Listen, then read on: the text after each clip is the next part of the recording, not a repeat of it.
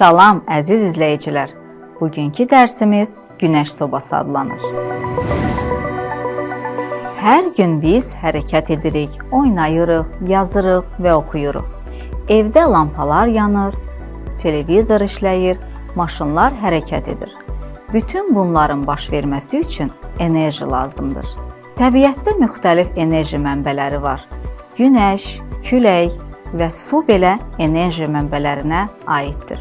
Bu enerji mənbələri insanların gündəlik həyatında işıq, istilik və elektrik əldə etməsinə kömək edir. Məsələn, günəş yerə işıq və istilik verir.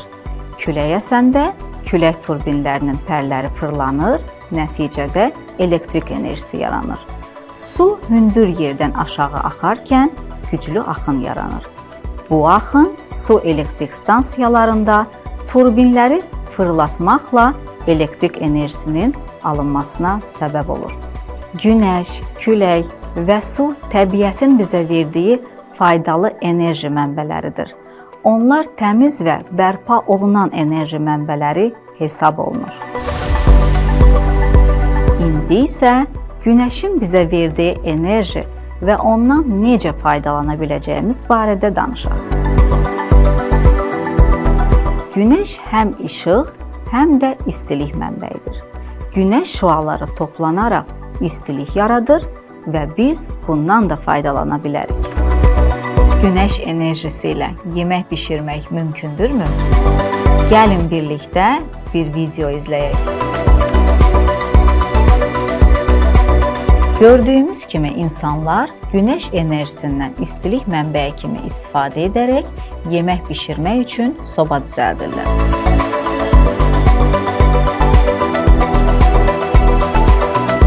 Bu dərsdə biz də öz günəş sobamızı hazırlayaq.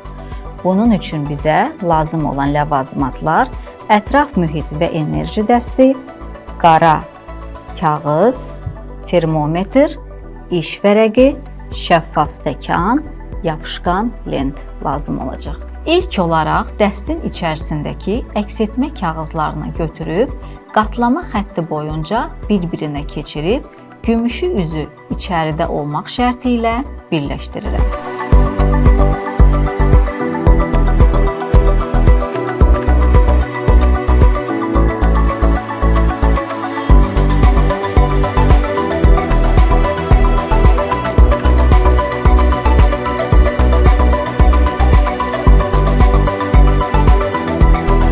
İndi isə sobanın içərisinə yerləşdirəcəyimiz stəkanı hazırlayaq.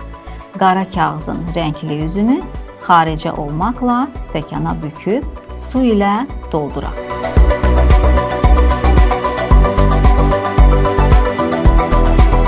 Sobaya yerləşdirmədən öncəki temperaturu ölçüb iş vərəqində qeyd edirəm.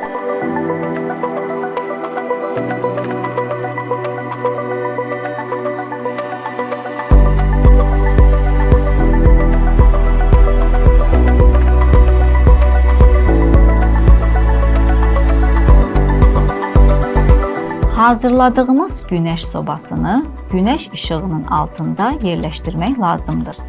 Stəkanı günəş sobasının ən parlaq nöqtəsinə yerləşdirib 45 dəqiqədən sonra stəkanın içərisindəki suyun temperaturunu yoxlayacaq.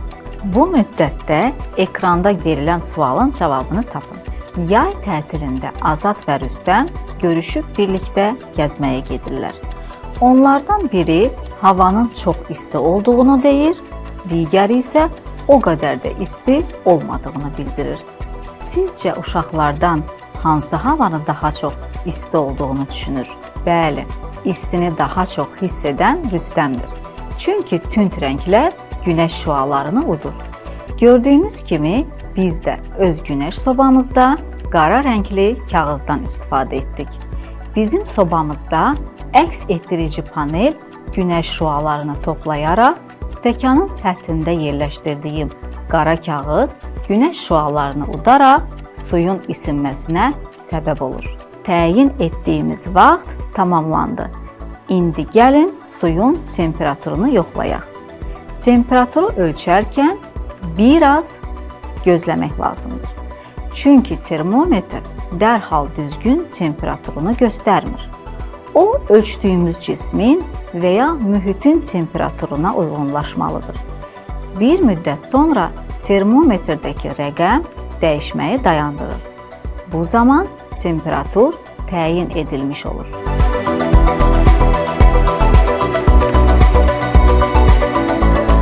Bugün birlikdə işlədiyimiz fəaliyyətə əsaslanaraq verilən sualları cavablandırın. Təcrübədə nə istifadə etdik? Stəkanı hara qoyduq?